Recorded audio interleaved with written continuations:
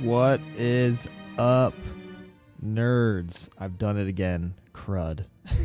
What'd you do? Press the wrong button again. I didn't know that was the first time. First of all, what is up? Welcome to the Destiny Nerds podcast. I'm Bearded Luke. This is 2 weeks in a row that I pressed the incorrect button in Streamlabs and made it look very weird on the screen. If you're listening, you didn't know. Can I say it? Can I say it? No, you can't say it. No Hashtag blame Luke. Well, listen, Havoc is here, and we have a super special guest tonight.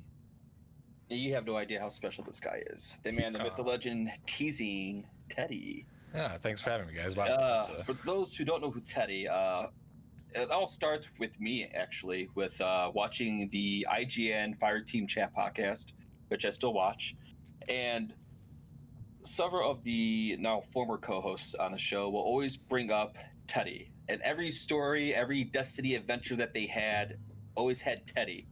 And to the point where, when Teddy was talking about this before we went live, that people started to speculate, is Teddy actually real?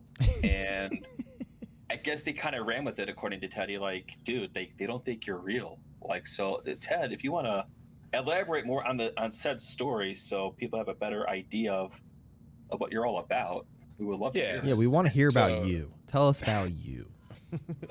So I guess to elaborate on that story, so CJ and I would play very late at night, and he'd bring up our escapades on the episode occasionally, and he showed me a comment once of someone being like, "Is Teddy real? This guy seems like CJ made him up. He's imaginary or something."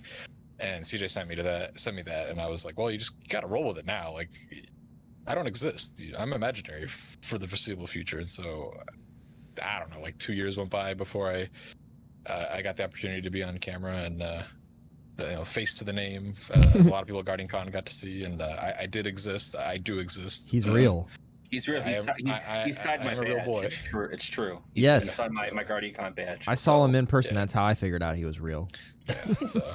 I got to touch him. Just oh, saying. dang. Oh. I don't It was remember a that. handshake. It was a handshake. Oh, Whatever. okay. It was a handshake. Come on, people. It's a family stream. All right, family podcast. Come on, guys. Jeez. But yeah. The reason why we speak of Teddy, and one of the main reasons why we asked him to come to this episode is, like, he is known for, he's a completionist. Like he always has Max Triumph, like all these stories about him, like late night grinding, as he was talking about, Triumph, Seals, the whole thing. And I guess before we get into that, because I was telling him before we went live once again that, like, I have so many questions, but before we get into that, we usually ask our guests their Destiny journey as a whole. What got them into it? Why you continue to play? Basically what grabbed you, and as you continue your journey as a Guardian, Warlock, Hunter, Titan, whatever you run mainly. We just want to hear about your Destiny career up to this point. Yeah, so I think, like a lot of people, I was born first, and then I got a little older and played some games. And so I actually did not gravitate towards Halo or Bungie until Halo 3. A really good friend of mine in middle school, I was in 7th grade when Halo 3 came out. He was like, "Hey, you're the only one with an Xbox 360, and I have an Xbox 360, and this new game called Halo 3 just came out. We got to play this game." So he brought it over, we played all night, and that was it, right? Like, Halo 3 is the greatest game ever. Then I went back and played Halo 2, played Halo 1. Yeah. I think ODST came out the following year, Halo Reach, and so on. So, I love it. It wasn't my first FPS game, but it was really the one that, like, I gravitated towards. And then from 2011, 2014, I worked at GameStop as a manager, and we got a lot of promotional material for a lot of stuff, but Bungie and Activision were huge partners for GameStop at that time, and they would have these big, like, Destiny standees and end toppers and just various things. And so I was like, what is this game? My job was to literally talk about games. A lot of POS stuff, like, yeah, go on. So I did my own research and was like, oh, it's a Bungie game. Oh, that's kind of cool. And so I looked up the first FIDOC and and it looked interesting, looked cool, and what they were talking about and all that. Flash forward a little bit to the summer of 2013, I think. I got invited to E3, and they showed us privately the demo that they showed in the Vidoc, which is the infamous one where they're going to the Cosmodrome and when they got the Thunderlord. Thunderlord, yeah. I've watched that thing like 1,000 times. Me too. So they showed us that same thing, just slightly different commentary, but mostly the same thing. And I was enamored. I was like, oh my god, this game's gonna change everything. Like this is the game. And kind of to flash forward a little bit, to their credit, I think the concept of Destiny was so far ahead of its time that the technology wasn't there for what they wanted to do, which is probably why a lot of the problems we have are there. But going back now, so played the alpha on PS4. But I was an Xbox guy, so I actually ended up playing the beta on Xbox and played all of Destiny 1 on Xbox. I didn't go back to PlayStation. And I met a lot of friends along the way. It got me closer to my brother, who up until that point we hadn't really played a lot of games together. We were 6 years apart, so we're kind of in that awkward stage where I've always just been older or younger. He's younger than me. Gotcha. So that game is the reason that we got closer together. Vault of Glass changed how I perceived video games in general, and like that just blew my mind. And I played Destiny 1 actively a lot. As you alluded to with the triumphs, Grimoire score, as it was in Destiny 1, is effectively the same thing. And I still don't have max. I'm missing 2 Grimoire score things, which is it's just hunter kills in PvP, which is essentially like a 40-hour grind. So one day I'll get to it. Okay. But Destiny 2 came out, played on Xbox. PC came out shortly after. There was no cross save at that time, so transition to PC, started over, and that's where I've been pretty much up until last week when I set up my Xbox and played on console for the first time. Oh, nice. Yeah. In a very long time. So, I like you alluded to, I'm a completionist. My main drive to play the game is triumphs and just doing everything that stems from my childhood love of Nintendo games, and Nintendo kind of always being like collect everything and do everything. Yeah. On Xbox as well, I before I kind of stopped playing on that platform, I would go for achievements in a lot of games. I just love completing games. So you've always been like that in games in general. You just knock out the achievements, try to 100% everything. Okay. Destiny is the first and only game that has captured my attention longer than any other game. It's the game I keep coming back to over and over and over again. Whereas before, I'd finish a game, get all the achievements, and I'd only jump back into it if like a friend wanted to play or if there's a DLC or something. So, to Bungie's credit, they did make a pretty good game.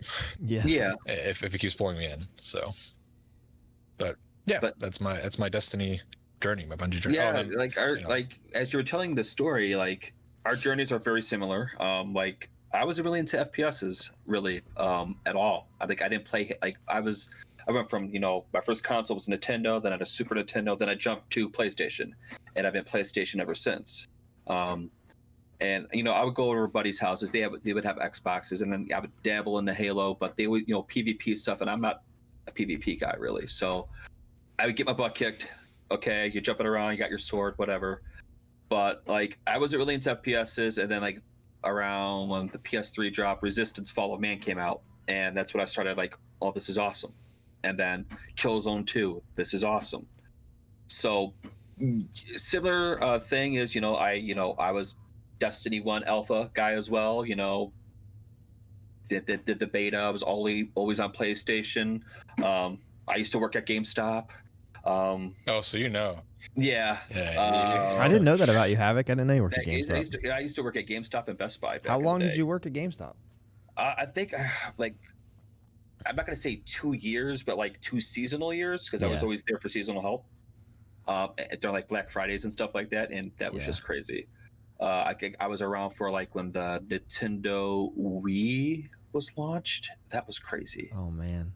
Yeah, that was But so like I dropped a lot of money to GameStop, buying all the Destiny collector's editions, all that stuff, and then I stayed on PlayStation. I'm on a PS5 now, so I know all about playing the next gen.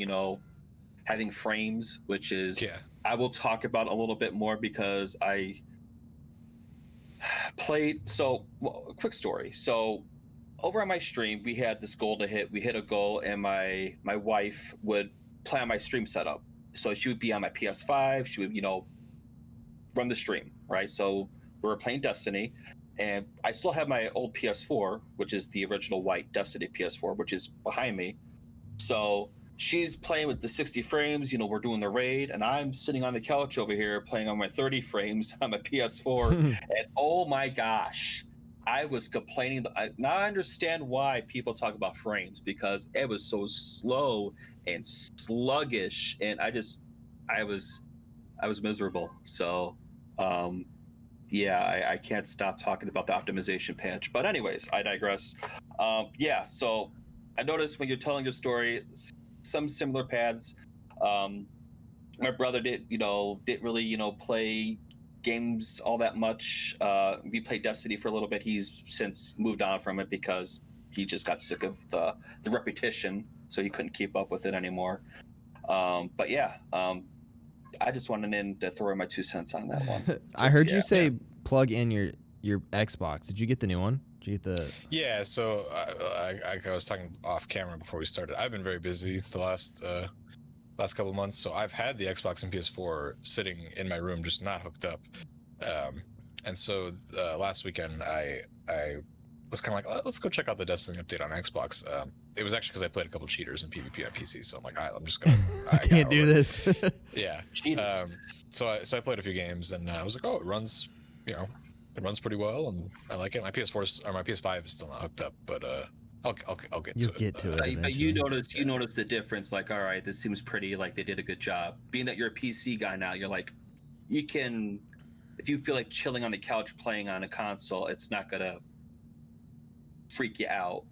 Yeah, well, so I play on controller even on PC. Oh, me too. Same. We are 3 controller boys, and I appreciate that about us.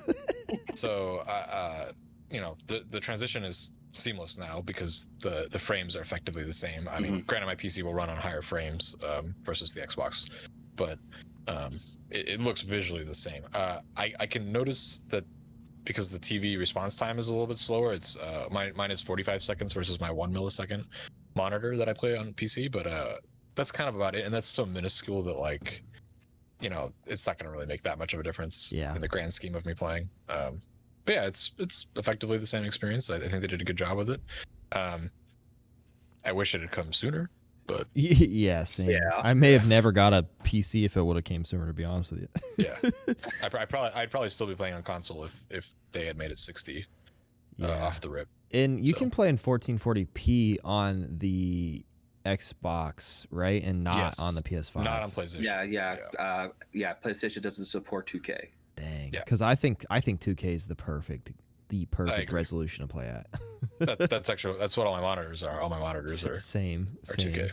So so I guess my next question is, so we were talking, and you've been, like you said, you've been busy a lot, and to the point where, which kind of has to be bummed out, because now you're like to the point where like it seems like it's a checklist for you now, to the point where you're like almost giving up on doing certain things in Destiny to try to keep up. Like, did you get your raid seal for what was the one that you can get for doing the challenge? Descendant. Did you get that yet or no? So I just need the rocket launcher, which, knowing my RNG, is going to take like another 20 weeks to get it. So. I hate to make you feel bad. I ran the raid maybe 10 to 12 times already. I've gotten the rocket launcher 2 times already. Oh my gosh. I got it once. I just got, this is the first time I've ever got the raid seal the first week you can get it. So I'm happy with myself. Yeah, I'm sorry, so Teddy. I've typically... People running it like 60, 70 times and haven't gotten it yet. I've gotten it twice. It's almost always taken me like a ridiculous amount of time to get the exotic. So I just expect nothing. You're just ready for it. Yeah, like at this point, it's like, all right, it's going to take me 40 weeks. Dude. I think Anarchy took me 30 weeks on 3 characters. 1K took me around 20 something. I think Terabo was actually the one I got the fastest. I think that one was like 10 something, 10, 12 weeks. So it seems like it's always double digits with you running them that many amount of times. Dude, it usually takes a while for me to get them. So I remember Teddy. I remember Teddy taking. I remember you taking forever to get that sparrow. That's that. Oh yeah, that sucked. That was the Scourge of the Past sparrow. That was. And now you could just purchase it from a kiosk. So, because Red Report only shows completed runs, I think I have something around like 60 or 70 full completed runs. But it got to the point where I was just doing just the sparrow checkpoint every week on all 3 characters for I don't even know how long. So I don't really know what the number is, how many times I did it, but it took so. And fallen armaments too. That was that came out of the same chest. That sucked. I'm glad I got it, but that sucked. Now fallen armaments are not even a thing anymore. Relevant. Yeah. So. Wow. But yeah. So, sorry, what was the original question? I'm sorry, kind of sidetracked. Well, I mean, you're to the point where you were talking before you went live that you seem kind of defeated a little bit to the point where you're so jaded with the way Destiny is right now, and I want you to explain a further link, because you're the best person to ask this, because you're a completionist, and it's to the point where you're almost throwing in the towel. What's making you feel that way to this point? Because again, every year we experience this drought or this lack of content or whatever complaint is going on in the community every year. Is it because this is we're going on year 6, year 7 of stuff like 7. this, to the point where it's it's destroying your well-being to the point you're I'm just done. I can't anymore. What is it? So we talked about this a little bit off the air before we went live, but I go through lulls with Destiny, and part of that is because of kind of how intense I play the game at times. And so you alluded to the checklist part of it, and for me, Destiny is a checklist, and I don't see that as a negative personally. I know a lot of people, I think, rightfully see that as a negative, but to me, it kind of simplifies it, right? Because I can be like, okay, here's the order in which I need to get things done. Here's what I prioritize on what I need to get done. This triumph expires sooner than this one, so I need to get this done faster. Or this challenge is only active this week, so it kind of gives me a better sense of what to prioritize. So in that sense, I don't mind that problem. But when Season of the Arrivals came, I think the last year of Destiny was a huge departure from what we traditionally have gotten, and some of it was good, a lot of it wasn't so good. Obviously the pandemic happened, and that kind of changed the dynamic of a lot of stuff. And I don't want to say that I'm not going to give Bungie a pass this year, because I think everyone kind of deserves a pass for the last year, but at the same time, this game has been around for 7 years, and we're starting to kind of see a lot of the same issues crop up, or the same design philosophies that are problematic, maybe not the best choice. And for me, after Season of the Rivals came out, which was last season, I got everything done in about a month and a half, and I got every god roll I wanted, because the Umbral engram system was pretty good. So for an active player like me, it was great.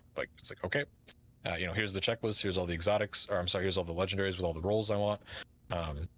It was perfect. And I had already begun prepping during Season of the Worthy for how I wanted to masterwork armor for the next year. So I essentially stockpiled armor and masterworked armor so I could dismantle it later for shards and different things.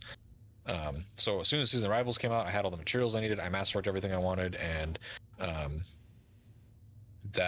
was good. I was I didn't really play, so I would log on for my interference mission to get my lore, and that was it. And then end of the season stuff too, and whatever event popped up. I think it was Solstice and Moments of Triumph. But yeah, but up until that point, I had kind of already been well, what's the point of this? Why am I doing this? I mainly play Destiny as a social game. I play with my friends. We hang out, we have fun. But what's my objective in this game is just to complete a checklist. And my main drive was because I liked getting the pins. I like ordering all the pins. My goal is when Destiny stops getting updated, is to frame all the pins that I have, not just the ones that you can order, but also the ones that I've been to events or that have been given to me by people or whatever, right? And that's an admirable goal to have, but at the same time, I'm doing the same stuff over and over and over again. So when Beyond Light dropped, I think Bungie kind of missed the mark on a lot of areas. On a surface level analysis, and this is sort of Destiny's story, right? On a surface level analysis, Destiny is a kind of endless game, right, that you can play forever. But for me, as like a completionist or top level player, or someone that just plays a lot, there's not a lot, and there never really has been a lot to do. I guess you could argue maybe Forsaken and Taken King, but that didn't last the whole year. No, it didn't. And the seasonal model to me doesn't work. So after the raid came out with Beyond Light, I basically did the bare minimum to get raid ready. I already had all the gear and armor I needed, all the mods I needed. Did the raid and was like, all right, I'm done. Like, I just need a break. I didn't really play most of the summer except for Moments of Triumph and Solstice. And yeah, I just didn't play. I was busy too, so it kind of worked out. And so I guess it gave me the break I needed. And so when Dawning started, I thought about maybe jumping back in, because I have, if I wanted to continue doing Max Triumph score, I have to do the Dawning stuff because they attach score to the Dawning Triumphs. So I said, screw it. Like, all right, I'll get on last weekend of Dawning and I'll knock everything out on the weekend. So I did. And then at the same time you're doing the Dawning stuff, I kind of got back into doing the other stuff. And I said, okay, I didn't miss as much as I thought I did. And I could do this. And one of the sort of nice things about chasing Triumphs is once you complete the expansion Triumphs, so the Beyond Light Triumphs, the seasonal Triumphs are not very hard to like keep up with or get ahead of. So if we go flashback to Shadowkeep's Triumphs were kind of grindy and lengthy, and I did them all in one season. I didn't have to, but I just did. And so Season of what came after Undying? Was it Worthy? No, it wasn't Worthy. It was Dawn. Season of the Dawn. Season of the Dawn. Yep. And then Season of the Worthy, and even Season of the Rivals. It wasn't a lot so I could just jump on like once or twice a week for a couple you did hours. So much ahead of time. You could, correct. Like, your final year of high school, you could just kind of skate through your senior year. Because basically that's a good analogy. And so everything's time gated, right? So I could just log on, do the thing I needed to do that week, and it made the game less of a chore. But as I started doing all this stuff the last 2 weeks in Beyond Light and kind of going through it, I'm like, I'm just doing the same stuff again. And like I alluded to earlier, the cracks in the game are really starting to show, and the leveling system is not, that hasn't changed since Taken King effectively. The seasonal model to me doesn't work. Like, the stories are sometimes great, but like the activities are hit or miss, and I think that's something they need to work on. But I've just in general also gotten kind of jaded. The way they communicate certain things and the way they don't communicate certain things and the way they also approach different problems, but then kind of backpedal a little bit, or they seemingly ignore things. The big elephant in the room is PvP. And, I get it. Games are complicated. They're a studio. COVID's a thing. Like, sure, it's fine. Like, this game, I could stop playing this game tomorrow and my life will go on, right? So yeah, I mean, that's kind of where I'm at. Like, I always try to put myself in their shoes because I've talked to so many of them so many times, and been part of interviews and various things. So I like to understand the whys, and that's just me in general. It's not with the game, but it's kind of hard sometimes when there's so many gaps in what they tell us and what they don't tell us. So I mean, that's kind of the end of that rant. But what's the longest you've been, like, I guess, what's the longest you stepped away from Destiny? Like, what's like the longest period where you did not pick up the controller to log in? What's the longest without doing that? I think the jump from the end of Destiny 1 to Destiny 2, so it was around like April of whatever year that was, 2017. They had announced officially that nothing from Destiny 1 was carrying over Destiny 2. And I literally, when I read that, I think I was playing Vault of Glass. It was the redone Vault of Glass. I put down the controller and was like, all right, I'm done. There's no point in playing this game anymore because everything I do in this game doesn't matter in the next game. That being said, like, the Season of the Rivals season, I took like a solid 2-month break. I think the last 2 months I basically didn't play. From whatever raid day was the last week of Dawning. I think that was like a month and a half, 2 months. So I'll take like month to 2 month breaks at a time, but usually never more than that, because if I want to keep the max Triumph score, I've got to log in, unfortunately. So that's why I was asking, because like you say you try to take breaks there, or you've been so busy doing this. I was just curious on like how long is a break for you? Like, the longest break for me is I pretty much took all of Season of the Dawn off. I took from like that. Like I was just burnt out. I don't chase triumphs or seals or anything. I just had destiny fatigue for me. So I took pretty much that whole season off until like the last maybe 2 weeks, and then I just grinded nonstop and hit rank 100 on my pass, and that was it. So like, yeah, like for you it's different. Like you got to this part where at this point like you're pretty much obligated to continue if you want to meet the goals that you set for yourself. As jaded as maybe sometimes you feel, like, all right, I got this far, like it'd be stupid in a sense, like, to stop, even though this is the same freaking thing that we do every it's a perfect case study of like a sunk cost fallacy for any of you business buffs. Like I'm just so far into it that every time I think about maybe not doing it, continue doing it, it's like, well, I've made it this far, so why not just keep going? That's exactly why I keep, like, I'll be like, I'm gonna play Assassin's Creed Valhalla this week, and then on my one day I can stream, you better believe I'm playing Destiny. I'm like, well, the Splintered seal is close, and I need to get these kills, and this thing that's not fun at all, but I'm this far, so I can't not do it. I'm happy with my 3 seals, so I'm good. And I'll take like a week break sometimes, which, you know, that might not seem like a long time, but I work a lot, so time to me is like an illusion. But like I'll take like a week break and just not log in, and you know, and that's fine. Like I'll play other games, or if for work, if I have to play another game, like I'll do that. And lately that hasn't been the case, but I'm hoping to kind of get back into that. Yeah. That vibe. If you don't mind us asking, because this is what I find intriguing about you, do you mind telling us what you do for a living? Yeah, so I run my own business. That's my primary source of income. And then I am also a contractor freelancer for IGN that I do on and off. And I've done a madrid of different things for them. I'm not exactly sure what I am and am not allowed to say, so I'll kind of just leave it at that.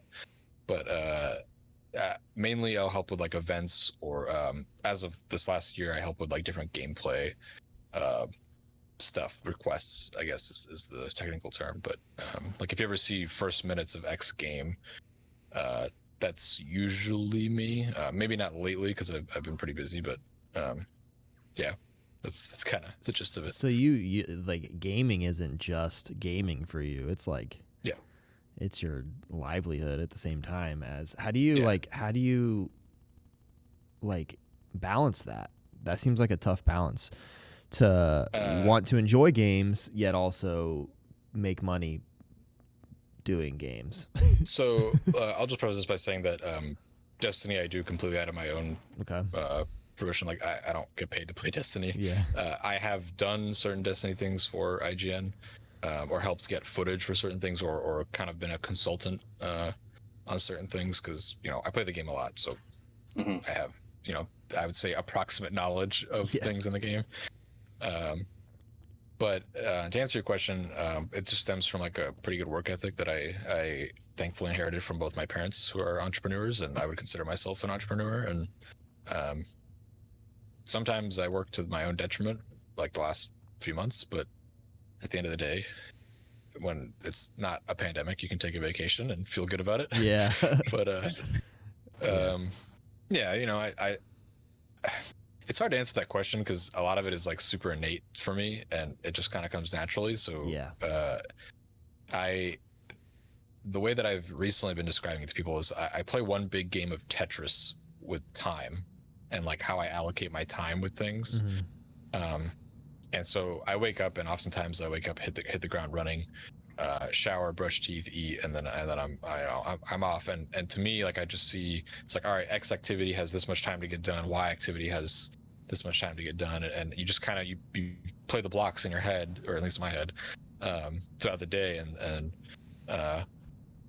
if you don't get overwhelmed, then I keep going, and if I do get overwhelmed, then I'll take a walk or something and try again the next day. But yeah, I mean, hopefully that's like an okay answer. Oh, of course. That was more than I expected. I love it. Yeah. I'm in the same, like, I have to kind of. Yeah, you do your own stuff too, right? Yeah, because I'm a full-time filmmaker, so like trying to figure out how to. But I also, everything I do, when I tell someone that I'm doing it, they're like, well, it's not working because you're doing what you love every day. But like the reality of like owning a business and being an entrepreneur is like there's a lot of little tedious things that are not fun, that are not things that I like to do every day. So I have to find, ways to make that better. Streaming on Twitch, playing video games, that helps my mental state when it comes to working my butt off in a business. Absolutely. But and like doing stuff like this, I don't get to do this often. So again, thank you for having me. Oh, heck yeah. I'm glad you're here. Just talking about games with other people, especially like, I know you guys. You get to vent. But, yeah, I know you guys, but I don't know you guys that well. So it's nice to kind of get different perspectives and different takes on stuff, because I talk to a lot of the same people constantly, and sometimes we all get pretty jaded and upset, and that's the same. I believe it. So, I believe it. But you did bring up a point where your story of like, you don't like the seasonal model. So did you like it way back when that they had the expansion model of, like back even when D1 dropped, you had your House of Wolves, you had your, the Dark Below. Did you like that seasonal model? Or even when D2 we had freaking, what was the worst season we had there? Was that Cyrus? Like, did you like that model? Or are they like, if you had to pick, I guess, the right model for you, like say you're Bungie and you want to try to appease everybody, what model do you feel would be the best model?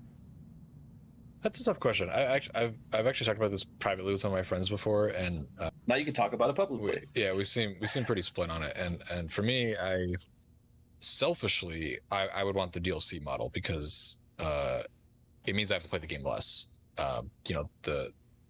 Let's say like it was before, you get 2 small expansions and then the big yearly expansion. And I would prefer that, because then I can log on even less, and there's kind of less to do and less to chase. Now, from Bungie's perspective, I understand why the seasonal model exists. It increases engagement. It keeps people logging in every week, which is something that I think people forget. We complained about that in Destiny 1. People talked about like, a reason to log in every day and a reason to like do something every day. And for the majority of players, the seasonal model fulfills that design goal. It gives you a reason to log in. For some people like us that are hardcore and we play a lot, it'll never be enough. Like, Bungie can never make enough stuff. And to that I say, give us some kind of content creation or forge mode, or even like a theater mode, man. Like, if they really, I'm surprised they haven't come with like a horde mode. People have been asking for like a horde like mode for quite a while. And I'm not talking about like Prison of the Elders and stuff like that. I mean, like a zombies, like you go through waves after wave after wave after wave after wave, and like, I don't know, something. Something new. I mean, it's something, right? Like I said, I understand why they do the seasonal model, and it's for the average player, they'll never do everything in Destiny. I would say for the majority of players, right? If you look at the bell curve, like you're rare. You're a rare breed of like, you try to do almost every single thing. Not everyone does that. So and so I get it. Like, right, the average player logs into Destiny, and there's a bazillion things to do, and they're never going to do all of it, and that's a design goal that they had, right? Like, they want people to constantly have a reason to log in, because at the end of the day, they need to make money, and they're a business. Like, so there's business decisions that get made somewhere. We don't hear about that, obviously. No, but not anymore. We used to. From Bungie's standpoint, the seasonal model makes sense. I think from a player standpoint, it's not great, but I don't foresee them getting rid of that. So, like I said, selfishly, I want the DLC model, but it likely will never happen again. It's just not in the cards. But that being said, I think some seasons have done a really good job of keeping people's attention while also having enough content to do. I think Season of the Dawn was a really good example of this, because it had a menagerie-like activity, and the rewards were also pretty good, and the story was really compelling too, because Saint 14 is one of these characters that we heard so much about for so long, and it just worked, I think, for that season. I think you could argue Season of the Rivals was also in the same vein, for similar reasons. But everything else and in between, I think particularly this season has really shown kind of how bad. And a lot of that right now is also compounded by the fact that sunsetting is not really. Yeah, we're going to be talking about that momentarily. Don't you worry. Is not hitting the mark, I think, for a lot of people. So. Definitely. What about you, not. Luke? I don't think I've ever asked you that question. Like, do you like the seasonal model, or do you like the old expansion model they used to have? I personally, I like the expansion model. That's just me. So I liked the expansions, but I'm one of those dudes that I'm you know how I am. I'm overly positive about everything. That's just how I am. That's what I hate about you. And I actually really like the seasonal model because there is so many things to do, and I'm one of those players that I like to be able to log in and have checklists, and like for instance, right now is a perfect example. I'm in the middle of moving. I'm like I'm like playing video games once a week. So when I am playing, it's like I got to do this, and I got to do my raid, and I got to do my pinnacle, and I got to do this and that, and I'm just happy to be able to play.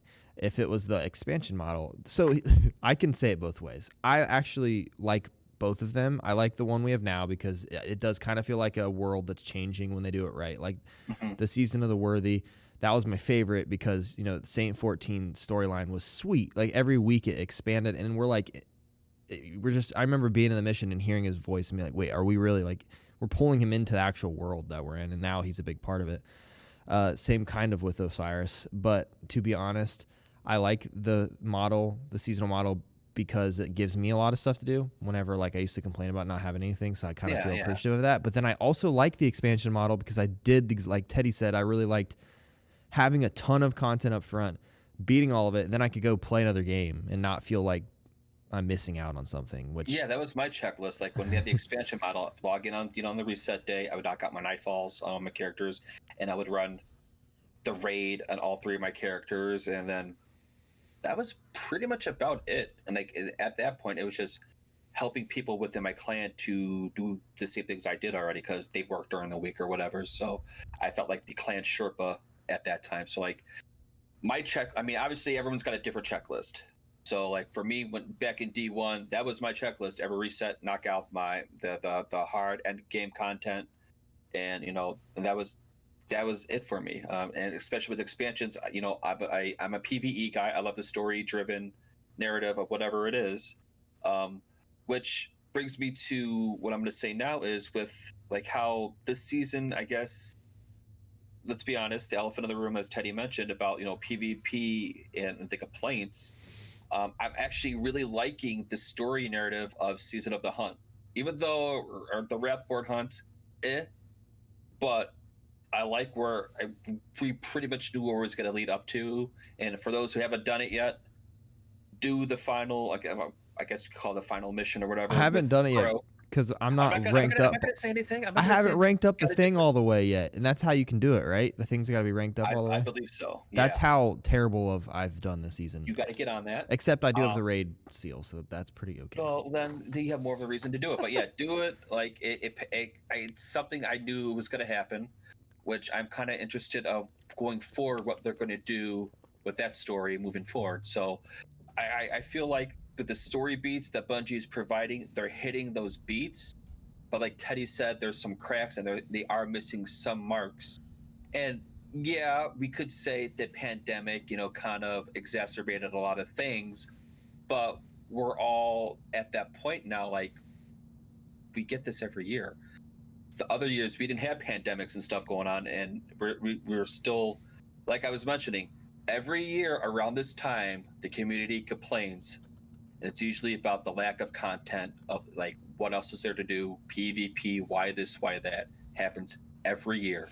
So I want to give Bungie a pass, but parts of me is is it going to change? Because history shows that it hasn't changed.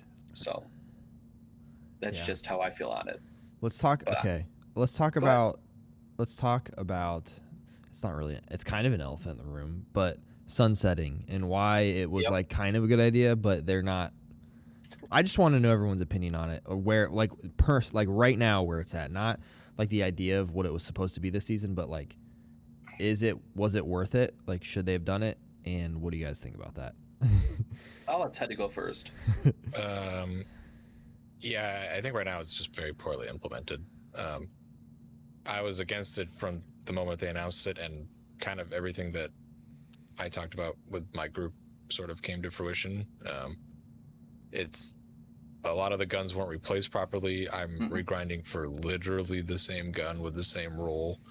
And the Dawning, I think, was just an excellent example of how like poorly done this was, and how like not thought out it was.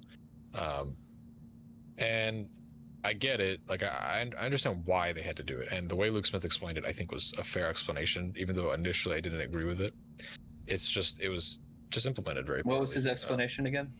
He compared it to Magic the Gathering and like set rotation, and how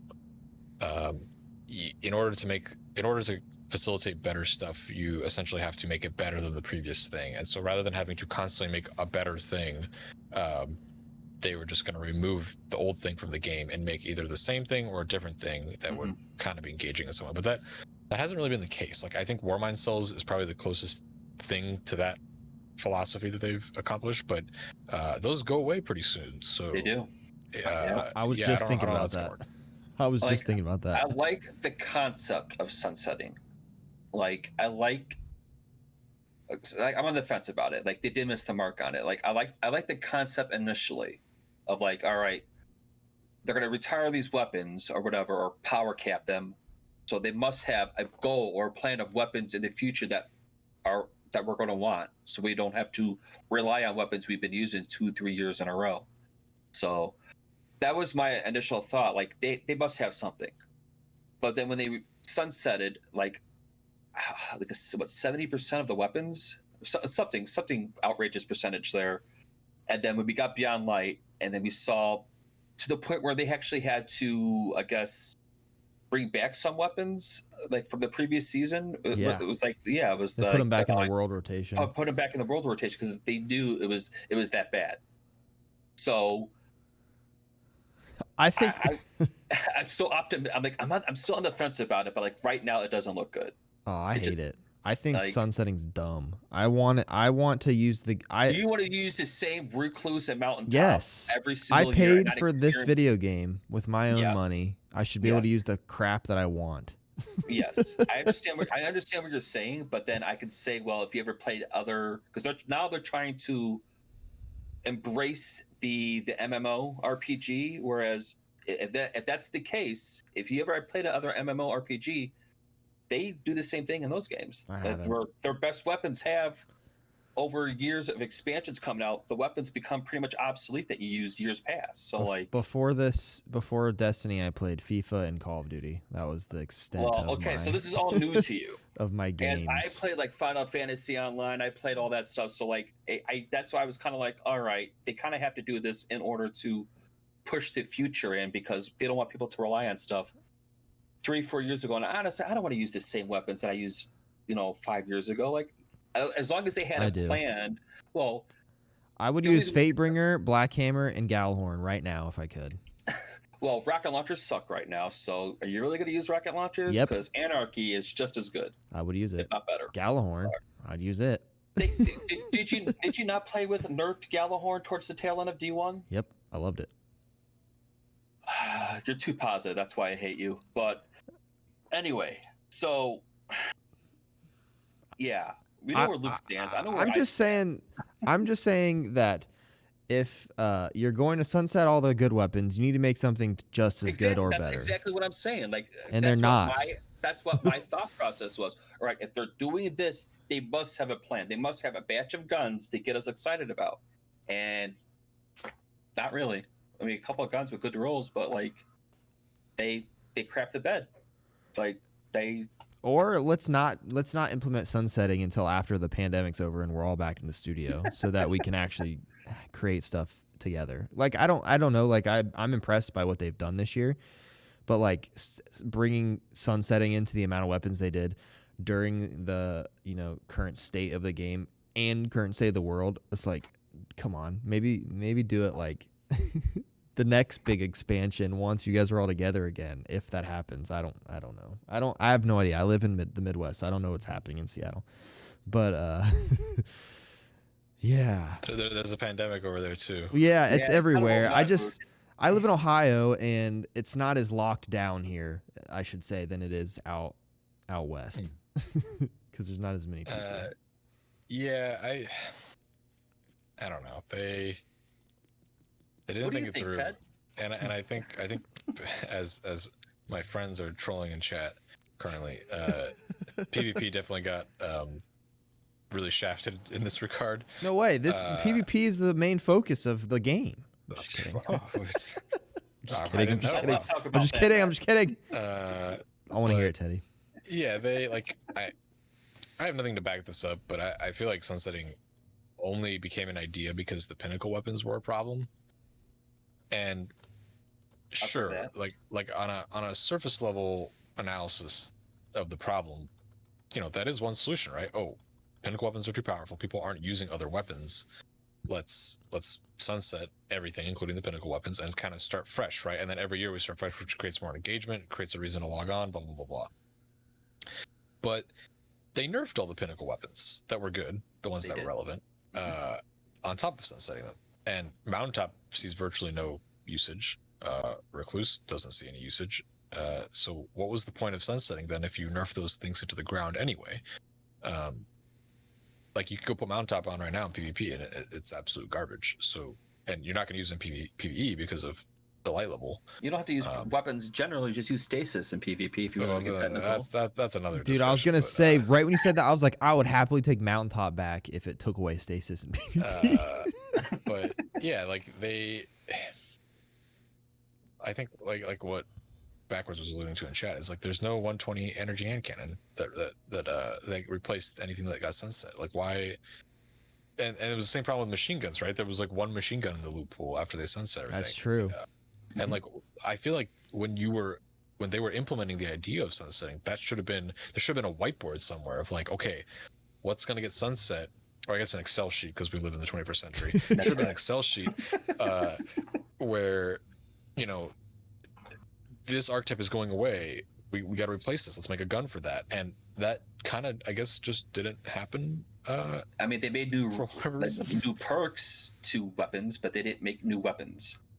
Right, and that's a whole other problem too. Like some of the perks, I get it. Not every perk can be like god tier status, and I will commend them because I think the raid perks are very good this time around. And I hope those appear on other guns later. Mm-hmm. But a lot of the other perks that got added with Beyond Light aren't really that desirable or necessarily create a better form of gameplay or loop or however you want. Like the example I always use is Demolitionist, right? Like Demolitionist is a great perk on paper and functions great because it enables you to do creative builds and use your grenade in creative ways, or even and use it a lot because abilities in Destiny are the most fun aspect of Destiny, in my opinion. Stasis aside for a second, like just using your abilities in PvE are really fun, and Demolition just enables further usage of your abilities, so it creates that kind of that 30 seconds of fun, that loop that you can keep having. Yeah. But these other new perks that they keep introducing sort of almost force me to play a different way and go out of my way in the moment to successfully use the perk in a meaningful way, which to me is just not good. Like that's not fun and that's not engaging. It's just a roundabout way of accomplishing the same thing, which is sort of like what Destiny does in a lot of aspects, but for the purposes of just perks, that they do that a lot. And to me, that's a hallmark of like a bad perk, a good perk, and a great perk. Is whether how far do I have to go out of my way to accomplish the thing the perk is asking me to do. Demolitionist, I just shoot a thing and I get partial grenade energy back, and I understand how it works. I understand the you know what it does and how I can use it, and it's simple, right? But then you look at a thing like what is it? What's the perk they introduced this season that's you shoot 3 different enemies and your next bullet does more damage or something like that. Or rank and file combatants, I think. I forgot the perk is called, but it's on a bunch of like the Beyond Light guns. It's not coming to me. You know what I'm talking about though, right? Yeah, I know what you're talking about, just I don't know the name. Yeah. So that perk on paper is very interesting, right? Shoot 3 different enemies and then your next bullet or whatever it is does increase damage. Like that's cool and all, but how often are there 3 enemies on the screen that you're not gonna one shot? already, and then you need a fourth enemy to take advantage of that bullet potentially. So it's just stuff like that where it's like it's kind of bizarre to me. But yeah, I don't know. Like we could agree that sunsetting was not the way to go. Yeah, and it's just one of those things. I think they need to backpedal on, but they probably won't. They won't. I think they're in too deep with it now. They don't want to continuously, I guess, show us that they were wrong about stuff. I will say that I like how at this point with armor wise that the where we can build our armor sets with the certain mods. I like that. I wish they would expand it more. Most definitely with that. Other than that, like the weapon wise, I'm not really chasing anything weapon wise. Really, like I can pretty much use this was the argument. I would say argument that the debate between Luke and I a couple episodes ago about PvP. And I do feel for the PvP community in the sense where they took way too much out, like the maps. Why is there no Europa map? I don't know. It baffles me. But again, I have no reason to play PvP because I could get just as good weapons doing my PvE stuff than anything. Because with the end game content, there's already a meta for the raid. Single slug, Anarchy, Cloud Strike, that's really all you really need, honestly, in someone with Divinity, and you can knock it out. So you don't really have to chase other weapons that you need. If that is why you're playing PvP. The majority of people that play PvP aren't playing for gear. They're playing because of competition and they want to be good at the game. No, I'm talking about for me. I have no reason to do that stuff for me because I don't have to. Yeah. But those are I'm just spitballing off the top of my head, But yeah.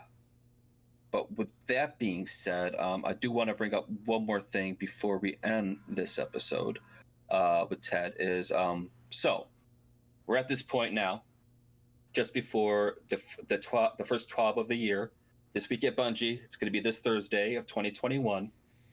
Do you think, and we pretty much already know what the answer is going to be, but do you think Bungie is going to address any of the PvP complaints or make note of anything? I think they will address certain complaints. I don't think they will address anything PvP related. So they'll be very vague, is what you're saying. Like we hear you, we'll know what you're saying, but they won't outline detail. All right, PvP guys. I don't even think they'll say that. I think they have effectively, if I'm gonna be frank, I think PvP doesn't make them money, so that's probably why they ignore it. PvE is what makes them. That's where the majority of their players are. So that's where they. Yeah. That's where they've put all their energy and time into. Which I get it, but they don't give us those metrics, and they're never going to flat out say that. So it's hard to get a definitive answer. But that's just how I feel, based on what they've done. Like Season of the Worthy, we got Trials, and it was supposed to be this big grand return to Trials, and it's been worse. It somehow got worse, and Iron Banner is still the same as it's been in year 1 of Destiny 2, and it's not. PvP's not in a good state. They keep talking about an ever evolving world, but the game itself hasn't really evolved. If we keep doing the same stuff all the time, I miss Rift. Why they take out Rift, I don't know. It baffles me. I love that game mode. That was awesome. SRL, why can't that be during the dawning? I've been advocating for SRL for 4 years now. I don't get it. When I think of the dawning, I think of SRL, that timely event. Why they took that away, I don't know. Maybe does it cost too much money? I don't get it. But that would be a cool thing. Because now people who play Destiny 2 have no idea what the heck SRL is. They don't. Yeah. And sparrow horns, was it really necessary to get rid of our horns? But that's a whole different thing. But it just, I had this conversation with my stream chat one night, and ever since the split with Activision, that you've seen less and less and less, especially, and this is my theory, and you guys could disagree with me or not, of why they killed off Cade. All right, I think they couldn't afford Nathan Fillion anymore, because it was around the same time when Activision was about to split, that separation was going to split, and Bungie can't afford big name voice acting talent. Hence why they give all the roles to Nolan North to begin with, because it just cuts down on cost, obviously. But that's my theory. A lot of like the Exo Stranger, that's not the original voice actor. It was the chick who was in The Walking Dead. Forgot her name. So, but like a lot of like when they killed off the speaker, Bill Nye. That was the speaker dying was probably like that made me. I know we're just talking about random stuff right in a second, but that specifically made me. I'm still mad about that because I liked the speaker and he had a lot of mystery around him, and then I didn't even think he died at the end of the Red War campaign. I didn't understand what happened, and then he was just. I felt you had to listen to a scan thing. I felt like the Bungie went through their checklist. All right, who's making so much money? Okay, all right, okay, maybe we can kill these people off, and that's my theory. It might be outlandish, but I feel that they got rid of a lot of the big names, Decay, the speaker, etc., to cut cost on money because they knew that split from Activision was imminent, so they wanted to cut their costs now. So ever since then, they've been taken away from this game ever since. Content, vaulting stuff. I know I like the idea of a DCV. I like it because I feel like the game is too big, especially on console. On PC, obviously, if it was just a strictly PC game, probably not that hard to mess with, obviously. But when you're on so many different platforms, it's hard to manage. So I get taking away some content, but like it seems like they took most of the PvP content. Like it's ridiculous how many times I play the same map over and over and over and over and over and over. Like, yeah, I mean, I don't necessarily agree with they couldn't afford them. Oh, come on, that could be a reason, but I actually happen to know for Nathan Fillion specifically it was a scheduling conflict. Because he just got he's got a new show, The Rookie, which I watch every Sunday night. He got The Rookie, I think right when that was coming out. So I don't know about the other voice actors or actresses, but in his case specifically, it was a scheduling conflict.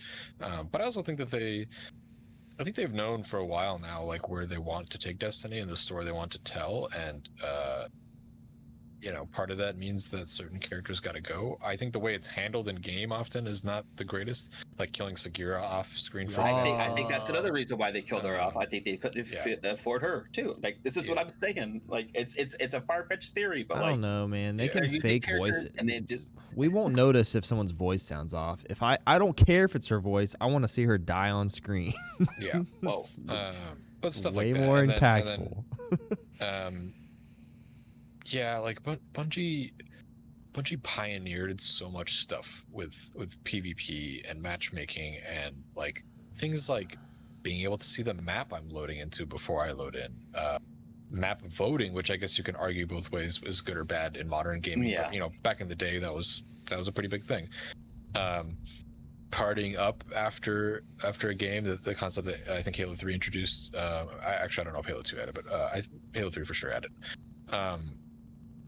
Halo Reach had like a system for selecting like what type of matchmaking you wanted, and that's not even touching on like the user created stuff. A lot of Halo's best maps, I was talking to my brother about this actually. Halo 5, a lot of their best maps are user generated maps, and I think when you give your community the tools to create stuff, they will always make better stuff and more stuff than they could possibly ever make because there's just more people. Like it's a numbers game at that point. Yeah.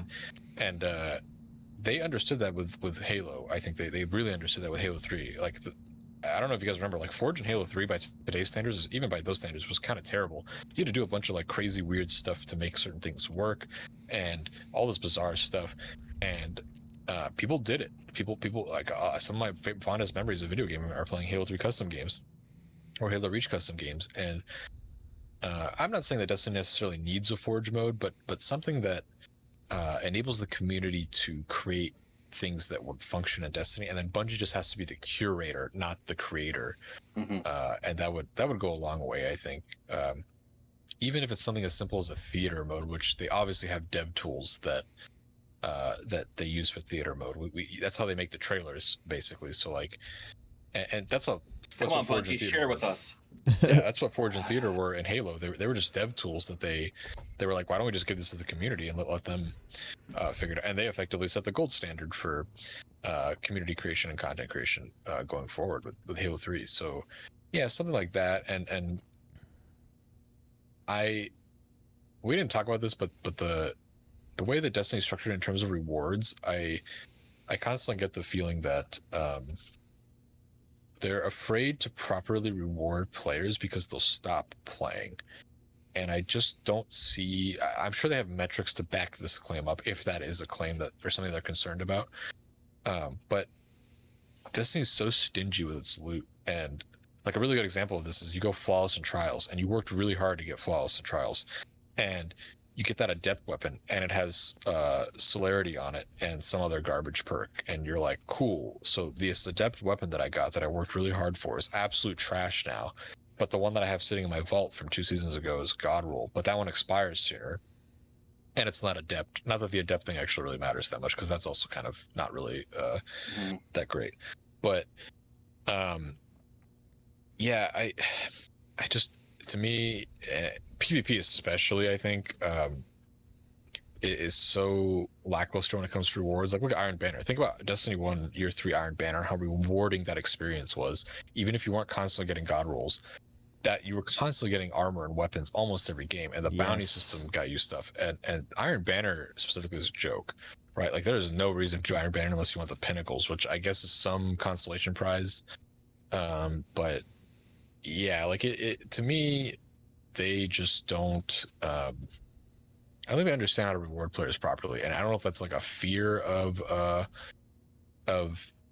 rewarding people properly because they'll stop playing, or if there's some metric they have or something, right? Like there has to be a reason. They've clearly thought this out, but yeah, the short end of it is PvP is not rewarding, and it should be rewarding, and PvE also I think is lackluster too. So yes, I guess. Yeah. I mean, if they made, would you be more happier, say, for example, Trials? Would you be more happy if you went flawless in your adept weapon? You had it, I don't know if it is or not, so correct me if I'm wrong, because, again, I don't play comp or anything like that. But, like, if you go flawless, you could get an adept weapon with random rolls, or you might have a percentage chance of getting the God roll, the curated roll of said adept weapon. Would you be much more, I guess, happy with that? Getting a more curated role to an adept weapon? Would it be a guarantee, or is it a chance? Not so let's say you get a guaranteed adept weapon, but you get a chance for the curated version of it. I mean, that's fine. Currently, is the way the game stands right now. Once you go flawless, so your first flawless, you get the adept weapon. But I heard that's not even guaranteed. That's why I said, like, some people say they don't even get a guaranteed adept weapon drop sometimes. On the first flawless, it is guaranteed. Subsequent flawlesses for the week, it's not. And I think that, like, there's no reason that should just be guaranteed every time. Yeah, because then how are you supposed to grind rolls if they're not even guaranteed to get it again? Yeah. And it's just like perpetual carrot that they keep like yanking. You know that scene in Charlie Brown where they're like, they're pulling the thing in front. I forgot the character's name, but they're pulling the thing in front of him, and he's constantly just tripping over. Trying to kick the football. Yeah, kick the football. That's what it was. And moves the football. Yeah. Like, that's what I feel like Destiny is. They just constantly keep moving the pull. They're a glutton for punishment, Ted. In some way, and it just I've personally gotten to the point where it's like, well, that's why I'm not grinding for weapons this season. Like, I don't care about God rolls. Like, it doesn't matter because all of that goes away. So I should be grinding for a God roll if the weapon is absolutely extraordinary in that moment and I need it for the next year, or in the final season leading up to the next DLC, because those are the only weapons that are going to matter. And like, what's the point? So to answer your question, if they gave me a curated role or a chance at a curated role, the curated role had to absolutely be God tier for me to even care or consider about it, because as it stands right now, PvP is just not a rewarding experience. Gotcha. If you're going to get really technical about this and like remove the game aspect of it, Destiny to me is a time management game. So how fast I can get the thing in X amount of time is what matters. And if playing PvP is a chance to get X thing in Y time, but it's not guaranteed or it's not good, then what's the point? I'd rather just play another activity or another game. Because you want to maximize your time as best as you can. Correct. Okay, that makes sense. It does. And I feel like there's like a really simple way right now, like making PvP better doesn't necessarily need to be maps and this and this. It's just adding some more custom ability for that entire community of custom, like that scrim sweat community of PvPers, which like is almost not all of them, but a lot of them are just like smashing into that. Because like I said earlier, I play PvP because I want to be better at it. Like I just want to be the best sniper. I want to be like Mikowski or however you say his name from G1. Like I want to be a controller sniper like that. So I play so that I can get better because when I get good snipes, it like triggers this happiness inside of my head where I feel like if they just added like more custom ability to private matches where people could do tournaments easier or it could become more competitive in general, it might actually help make PvP a little bit more bright than it is right now because I don't feel like it's only I don't know. That's like a big problem is figuring out how to make it competitive on a reward side of things, but also how to make it competitive on a private, because those two sets of groups clash, but they also right now are trying to be positive together because half the time everyone when they're streaming or when they're doing content, it's like them complaining for 5 hours straight during trials about how terrible it is. Whereas like I've been watching some scrims recently, which I didn't used to watch, and it's like they're having fun because they're not sitting there complaining constantly about how terrible trials is. So I don't know if that would actually help or not. I've been trying to think about that and talk to my other friends who play, because I have a lot of friends that play scrims, like Maddox and his like little posse of people. They all play. They do community scrim. You should talk to my good friend Backwards, is in chat. He's a diehard PvP player and a controller player too. He's very good. I can see that, and I want to play with Backwards right now, like right after great, this ends. But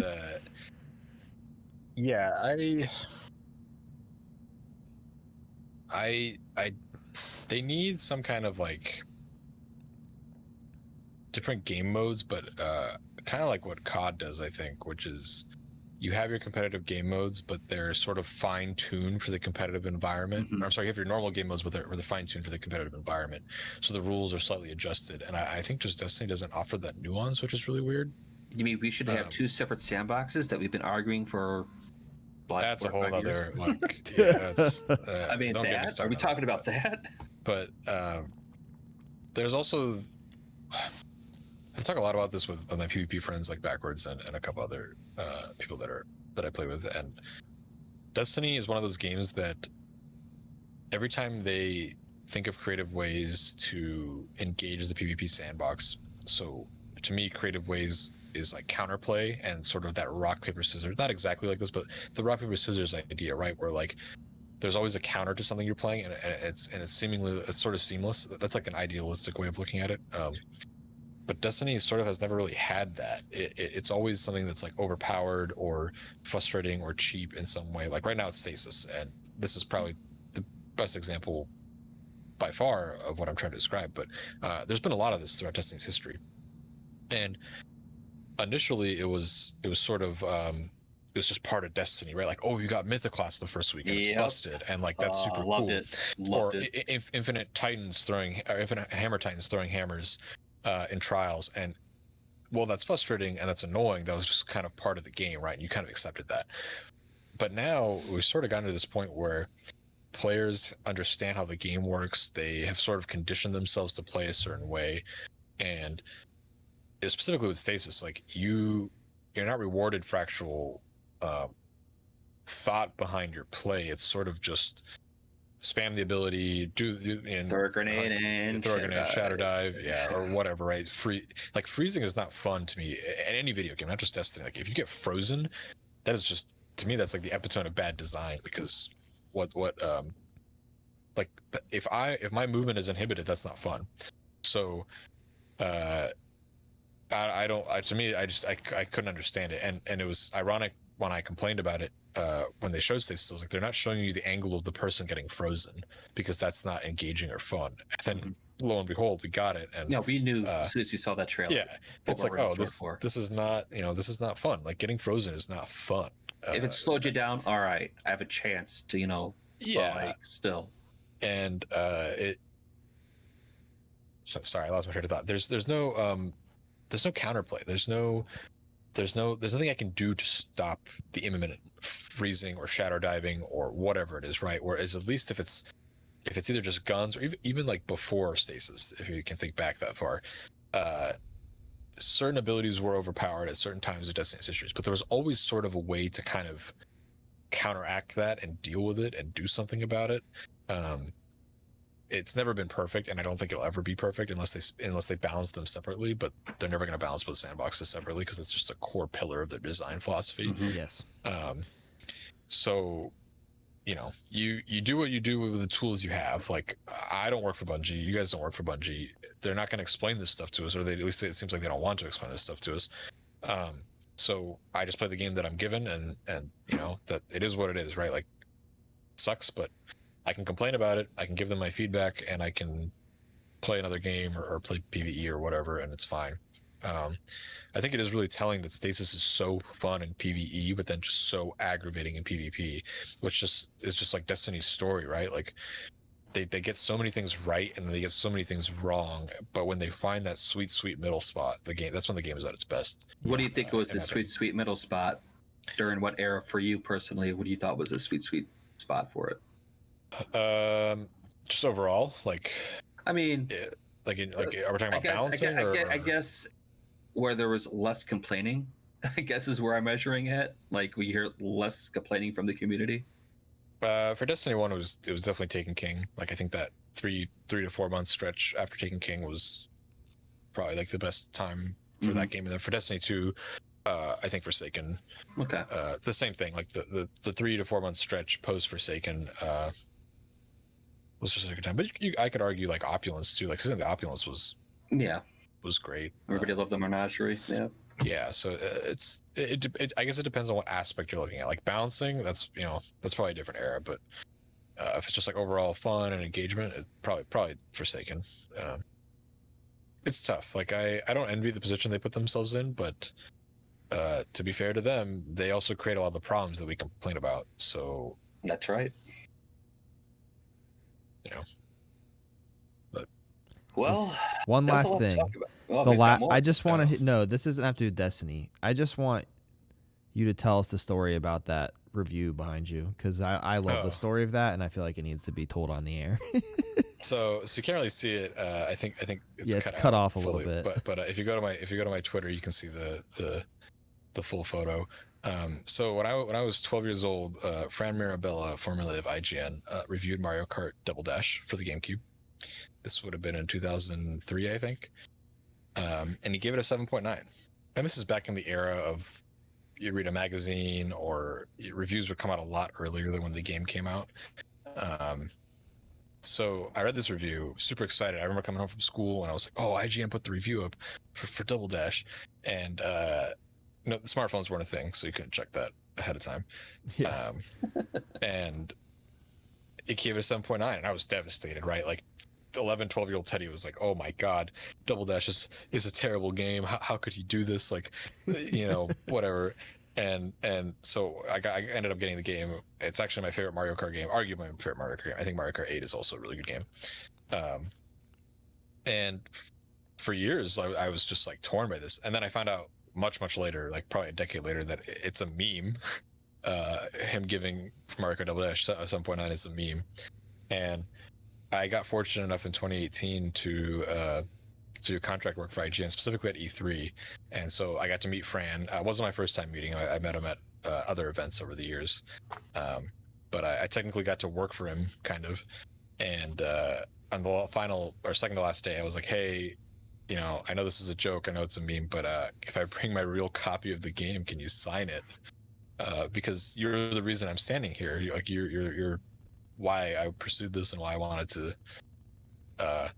kind of give this a shot. And you also gave me a shot, so I think it would be cool full circle. Obviously, he was like super cool with it, and we had a good laugh about it. And there's a cool photo on my Twitter that we took 2 years ago. It seems like a lifetime ago, but that's basically it. And so I framed it this year because there's no E3 this year, so I figured that would be fitting. Very if you just type in 7.9 IGN in Google, you'll see nothing but Mario Dash and the Urban Dictionary and the meme. It's that's amazing. I love that. Well, Teddy. Well, time's up, man. Thanks for hanging out with us. Yeah. Thank you for having me. This is always fun. Love to have you in the future again, as always. Get my Destiny grievances out. It's like therapy. We should be charging. Do you hear that, Luke?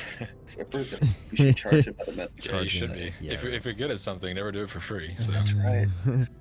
Dude, was there anything you would like to plug, or anything, or if you don't have anything to plug, any goals for you that you have set for yourself in 2021? Yeah, you can follow me on Twitter at Teasing Teddy. It's all one word, spelled like how it sounds. I don't really post stuff too often. I'm actually generally a pretty private person, but occasionally I'll troll one of my friends or post a meme or something, or whatever, or do something really meme trolly like this, and then I like to have fun with stuff. So why Teasing Teddy? So in 2004 or 5, I went over to my friend's house, and he had a gaming garage. He had like a couple TVs and PS2, original Xbox, GameCube, and we were going online on Xbox to play PSO, which is a similar game to Destiny. And I needed to make a gamer tag, and I typed in Teddy as I was 11 or 12 years old, around the same time Mario Kart Double Dash came out.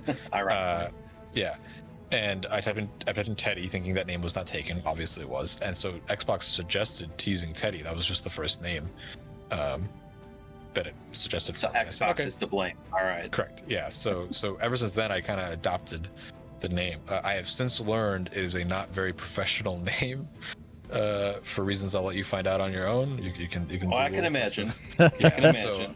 So I just kept it just because I think it's funny, and honestly, no one actually knows the real meaning of it. So, that's just it. Xbox made my name. All right. All right. But awesome. Yeah, you can follow me on there if you want. But that's kind of about it. I think Luke might have plugged my stream, but I haven't streamed in like a year. I don't really have time for that. When you have time, bring it back. I loved watching your streams. I also liked watching your XP. Yeah, you show how much XP you are preparing the next season for by the number. I don't think I'm doing that anymore. That was a very pointless endeavor. In looking back at it now, it was definitely probably a pointless endeavor. It was very pointless. So. Well, Luke, that's it for this week's episode. Yeah, man. We love all of you. Thanks for watching and listening. Again, after every episode, we do post the VOD over on our YouTube, the Destiny Nerds. If you like to listen to podcasts on the go, we do upload it to Anchor, and Anchor distributes it all over to other platforms: Spotify, Google Music, Amazon Music, etc. Apple Podcasts. Apple. Don't forget about my apples, please. I'm just on Spotify half the time, so you just do a simple search. The Destiny Nerds, we pop up. We're there. So I guess with that being said, guys, again, thank you for watching, and we'll see you next time. Bye. Thanks for having me.